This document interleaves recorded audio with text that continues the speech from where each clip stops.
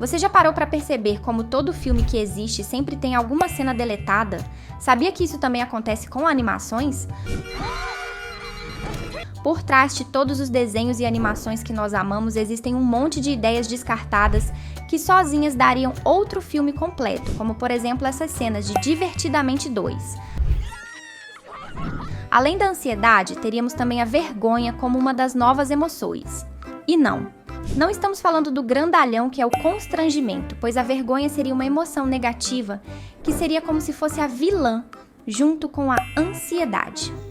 O diretor do filme conta nesse vídeo de bastidores que a ideia inicial daquela cena do final emocionante do filme seria uma espiral de vergonha e ansiedade, e não apenas de ansiedade como vimos no filme pronto.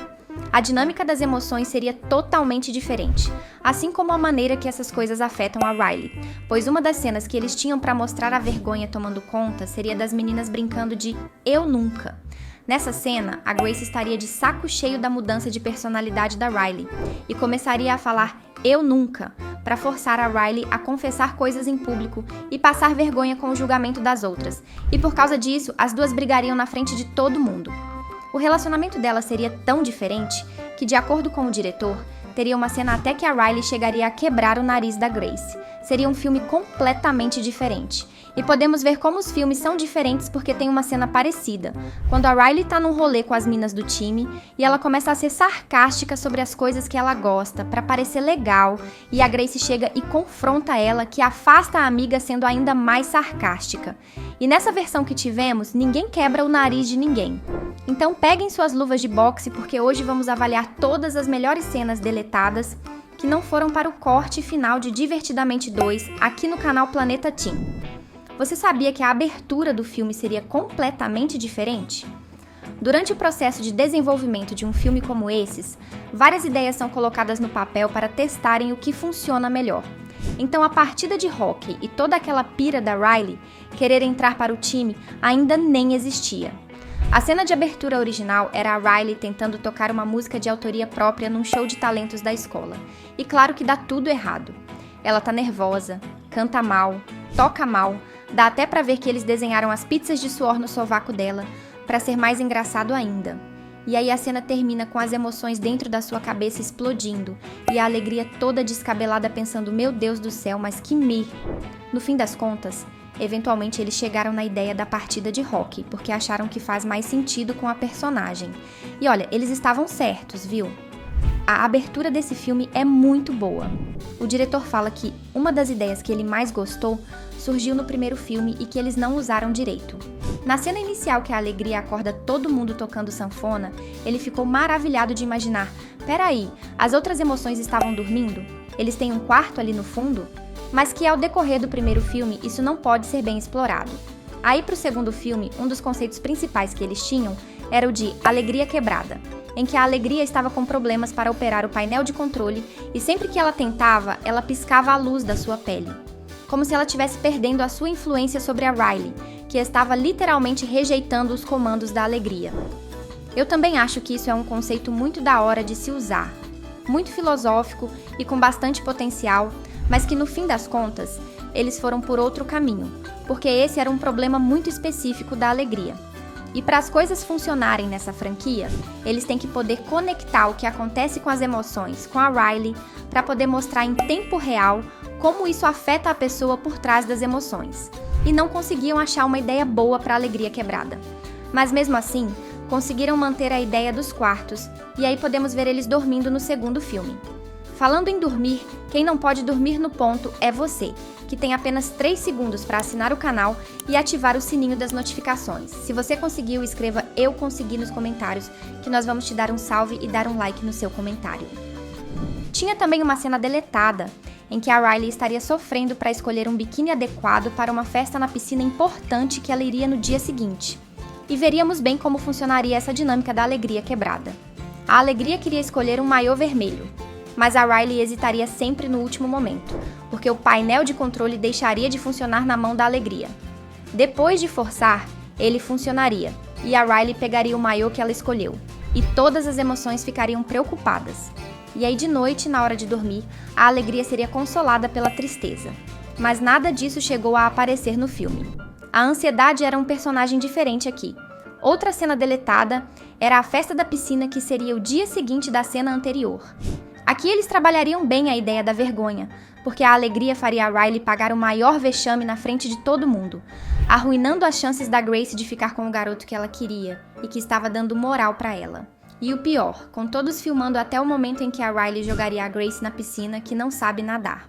Um conceito que eles iam usar nessa cena era o da ansiedade se transformar em outra emoção chamada autoaversão, que seria a vilã principal do filme. Mas eles não gostaram dessa ideia de ter uma emoção que tenta machucar a Riley, e aí aprenderam que a decisão correta seria a ansiedade sempre partir do ponto de que ela quer ajudar, e nunca que ela quer machucar. Mas ela acaba machucando porque perde o controle, ou ganha controle demais. Outra cena que pegaram dessa cena deletada e botaram no filme foi a discussão das emoções sobre o que fazer com as mãos. Na cena cortada, ela está parada do lado de uma mesa sem saber o que fazer, enquanto as emoções discutem isso. E na versão final, isso acontece em outra situação, quando ela está andando com o time de hóquei, e aí o Ted toma conta e resolve o problema de forma casual. Outra coisa interessante dessa dinâmica com a autoaversão é a dinâmica criada entre os times de emoções. No filme final temos a ansiedade, inveja, constrangimento e tédio. Mas a dinâmica da cena cortada logo depois da vergonha alheia da cena da piscina era bem diferente. A ansiedade surta e se transforma na autoaversão, que toma conta e manda as outras emoções enviarem sentimentos específicos para a Riley. Ela fala para o constrangimento enviar um sinal de como a Riley é uma péssima amiga. Ela fala para uma emoção nova chamada suspeita, dizer que todo mundo está contra ela. E aí para a inveja, que tinha uma outra aparência genérica, diz para enviar o sinal de que todo mundo é melhor do que a Riley. E aí manda o raiva falar para Riley ficar furiosa consigo mesmo pelo que ela fez. E aí as emoções originais se negam, dizendo que as emoções não podem pilotar o painel contra a Riley, a alegria tenta comandar de novo, mas aí eles puxam de volta aquele conceito dela apagar a luz e a Riley rejeitar o comando. E é por causa disso que as emoções originais são expulsas da sala de comando, pois a autoaversão joga todas elas para fora.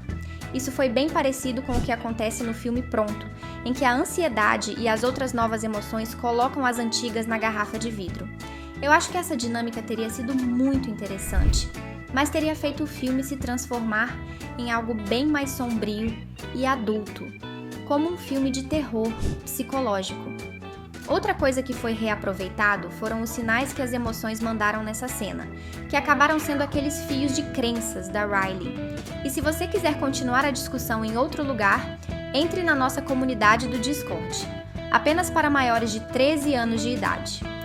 Outra coisa que eles tiveram que cortar, e essa eu também realmente achei uma pena, foram ideias para enriquecer o mundo da cabeça da Riley fora da sala de comando.